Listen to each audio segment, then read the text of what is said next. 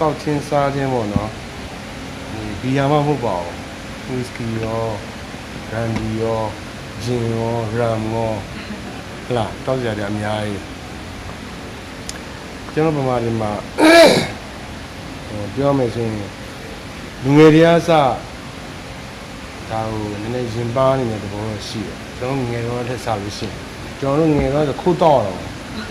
အခုတော့ putting dead platform ပြီးတောင်းနေတဲ့ပုံစံမျိုးဖြစ်နေအဲ့ဒါတော့သိတော့မကောင်းဘူးပေါ့အဲ့ဒီဟာပါပဲနည်းနည်းတာဝန်ယူပြီးတောက်ကြဖို့ပါပဲကျွန်တော်ကြည့်ရတော့သူကလူကောင်လည်းဘော်ဒါမှမဟုတ်ဘူးလေနော်ဘေဘီယာတောက်တော့ကျွန်တော်ငယ်တော့လက်ဖက်တောက်သလိုဖြစ်နေတယ်သူကဆိုင်သွားပြီဆိုရင်ကျွန်တော်လက်ဖက်ဆိုင်စုကြတယ်သူတို့ကျတော့ဘီယာဆိုင်စုကြတယ်ဒီလေးဖြစ်တာအဲ့ဒီဘာဝလေးပြောင်းလေးရှိတယ်နောက်ပြီးအရေးကြီးဆုံးမာဂျင်နာဘီယာအမ်ဘက်ဆဒါအနေနဲ့မှာဂျင်နာကတကယ်လို့ဒီပစ္စည်းကိုသုံးစွဲမယ်ဆိုလို့ရှိရင်ကိုယ့်ရဲ့ဘယ်လိုကောင်းမလဲနေ့စဉ် daily life style အဲ့ဒါကိုနည်းနည်းလေး adjust လုပ်ရမယ် align လုပ်ရမယ်ဟုတ်လားစောအိပ်ဖို့